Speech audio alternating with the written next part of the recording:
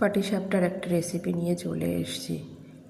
সঙ্গে নিয়েছি হচ্ছে তার জন্য একটা নারকেল, 200 গ্রাম আতপ চাল, এটা আমি 3 ঘন্টা ভিজিয়ে রেখেছিলাম, 500 গ্রাম দুধ আর পরিমাণ মতো খেজুরের ঝোলা গুড়। চালটা মিক্সচারের বাটির ভেতর দিয়ে আমি এখানে হাফ বাটি আটা দিয়ে দিচ্ছি। আটার পরিবর্তে কেউ চাইলে ময়দাও দিতে পারে। আমি এখানে দুধ দিয়ে একটা মিক্সিতে পেস্ট করে নেব। দুধের পরিবর্তে কেউ এখানে জলও ব্যবহার করতে পারে।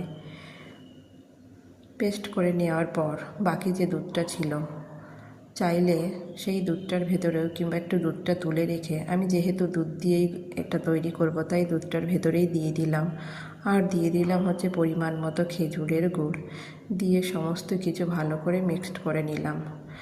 যদি একটু কম বেশি ঘনত্ব হয় তাহলে পরিমাণ মতো আটা কিংবা চালের গুঁড়ি মিক্সড করে নিতে পারেন। আমি এখানে সামান্য পরিমাণে লবণ দিয়ে মিক্সড করে নেওয়ার পর আমি এটা চাপা দিয়ে ঢেকে রেখে দেব মিনিমাম 30 মিনিটের জন্যে। নারকেলটা আমি কড়ানি দিয়ে ভালো করে কুড়িয়ে নেওয়ার পর একটা পাত্রে ঢেলে খেজুরের গুড় দিয়ে আমি এটা জাল করে নেব।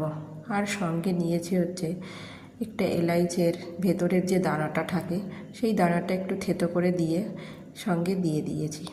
আমি এটা মোটামুটি মিনিট 15 জাল করে নেব।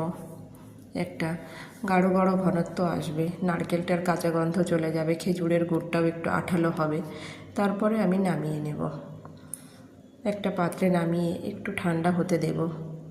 ঠান্ডা হতে গেলে আমি এখানে একটা পাত্র বসিয়েছি। এটা আমার ননস্টিকের প্যান, কেউ চাইলে যে কোনো প্যানও ব্যবহার করতে পারে। যেহেতু আমি ননস্টিকের প্যান ব্যবহার করছি তাই আমি এখানে কোনো তেল ব্যবহার করছি না। পাত্র অনুপাতে কেউ এখানে সরিষার তেল বা ঘি দিয়েও ব্যবহার করতে পারে।